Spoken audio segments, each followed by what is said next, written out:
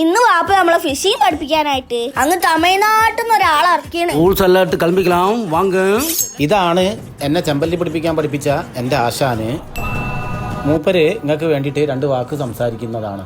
இங்கே சூண்டை போடும்போது ரொம்ப கேர்ஃபுல்லாக இருக்கணும். ஏன்னா இது ரொம்ப டேஞ்சரான இடம். நம்ம கால் இந்த பொசிஷனில் இருக்கணும்.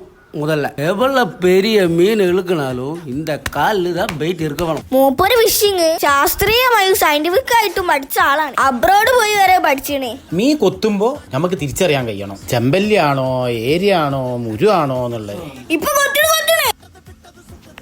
ഇത് ചെമ്പല്ലിയാണ് മോനെ. ഇത് അത്യാവശ്യം കുഴപ്പമില്ലാത്ത നല്ല വെയിറ്റ് ഉള്ള സാധനം.